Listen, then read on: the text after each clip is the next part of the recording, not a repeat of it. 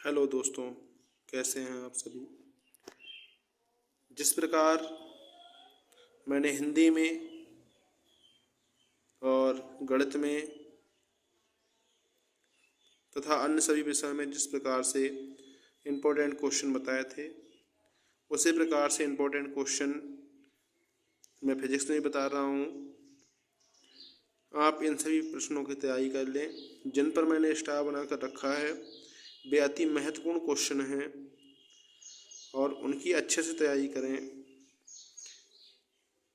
पिछले पेपरों में लगभग जो बताए हैं क्वेश्चन, अधिकतम आने की संभावना रही है।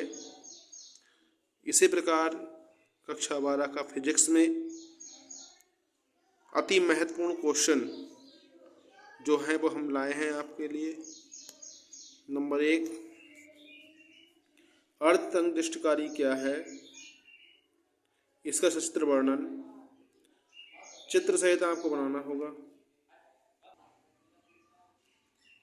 नंबर 2, पूर्ण तरंगदृष्टिकारी क्या है, इसका सचित्र वर्णन। प्रश्न संख्या 3, पीएन संधि डायोड क्या है, इसका प्रश्न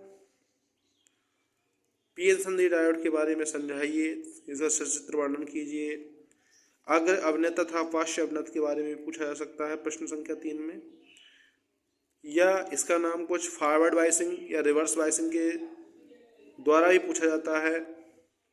तो पीएन संधि डायोड और ऊपर से 1, 2, 3 प्रश्न तक के जो क्वेश्चन हैं वे अति महत्वपूर्ण हैं। इन 3 क्वेश्चन से एक क्वेश्चन 101% आएगा। तीनों प्रश्न अच्छे से तैयार कर लें। चौथा प्रश्न है हमारा, एन टाइप और पी टाइप सेमीकंडक्टर क्या हैं, इनका भी सचित्र वर्णन होगा। ये 4 प्रश्न हमारे पार्ट 14 से सिलेक्ट किए गए हैं, जिसमें से 3 अति महत्वपूर्ण हैं। प्रश्न संख्या 5, सूर्य में अपार ऊर्जा का स्रोत क्या है,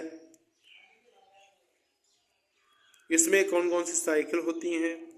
जैसे आप जानते होंगे कार्बन साइकिल और प्रोटॉन साइकिल, 2 साइकिलें होती हैं, उसके बारे में आपके लिए बढ़िया प्रश्न है। समस्थानिक क्या है, संभारिक क्या है, और द्रव्यमान क्षति इसमें बहुत ही महत्वपूर्ण है।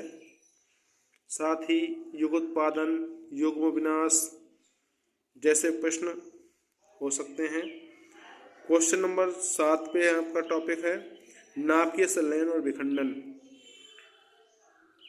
नाभिकीय संलयन और विखंडन में इसकी समीकरण भी आपको लिखनी अनिवार्य होगी। प्रश्न संख्या 8, अति महत्वपूर्ण, हाइड्रोजन की स्पेक्ट्रम श्रेणियां कितनी हैं, सभी श्रेणियों का चित्र। हाइड्रोजन स्पेक्ट्रम का मतलब चित्र बनाना है। 5 श्रेणियां लिखनी है, श्रेणियों के सूत्र लिखने हैं। ये आपको विधिवत समझाना होगा, इससे अगर थ्योरी आएगी या फिर से सवाल आएगा। अगला प्रश्न है प्रश्न संख्या 9, बोहर का परमाणु मॉडल क्या है, तथा क्वेश्चन संख्या 10, रदरफोर्ड का परमाणु मॉडल समझाइए। इसके बाद ये छोटे छोटे टॉपिक आ सकते हैं। प्रश्न संख्या 11 से, प्रकाश वैद्युत प्रभाव क्या है, कार्यफलन क्या है, फोटॉन किसे कहते हैं, तथा प्रश्न संख्या 12 बहुत ही महत्वपूर्ण है, आइंस्टीन के प्रकाश वैद्युत प्रभाव समीकरण का निगमन कीजिए। और इसी प्रकार से क्वेश्चन संख्या 13, दे ब्रोगली तरंग दैर्घ्य के सूत्र का निगमन कीजिए। प्रश्न संख्या 14 में देहली आवृत्ति तथा देहली तरंग दैर्घ्य क्या होता है। क्वेश्चन संख्या 15, प्रकाश का विवर्तन से आप क्या समझते हैं। ये जो स्टार मैंने बना रखे हैं ये आपके लिए अति महत्वपूर्ण क्वेश्चन है, इनका आप अत्यधिक भली प्रकार से अध्ययन कर लें। क्वेश्चन संख्या 16 में यंग के द्विस्लिट सिद्धांत का निगमन या 2 फ्रिंजों के बीच की चौड़ाई का निगमन पूछा जा सकता है, और अगर ये डेरिवेशन नहीं आया तो इससे रिलेटेड सवाल आएगा और 100% आएगा। डेरिवेशन या सवाल में से दोनों में से कोई एक। क्वेश्चन नंबर 17, हाइगेंस का द्वितीय तरंगाओं का सिद्धांत क्या होता है, और इसी से संबंधित हाइगेंस का द्वितीय तरंग का सिद्धांत, प्रकाश के परावर्तन की व्याख्या का निगमन, या क्वेश्चन नंबर 19 जो है प्रकाश के अपवर्तन की व्याख्या का निगमन भी आ सकता है। यह हाइगेंस से रिलेटेड तीनों क्वेश्चन बहुत ही महत्वपूर्ण हैं। हाइगेंस का द्वितीय तरंगाओं का सिद्धांत आप भली प्रकार से याद कर लें, 100% आने की चांस है। क्वेश्चन संख्या 20, व्यतिकरण क्या है? इसमें विनाशी व्यतिकरण और संपोषी व्यतिकरण, ये दोनों व्यतिकरण की परिभाषा आ सकती है। प्रश्न संख्या 21 जो हमने सिलेक्ट किया है, परावर्ती दूरदर्शी, खगोलीय दूरदर्शी और संयुक्त दूरदर्शी, ये इम्पोर्टेंट हैं। क्वेश्चन संख्या 24 में निकट तथा दूरदृष्टि दोष क्या है?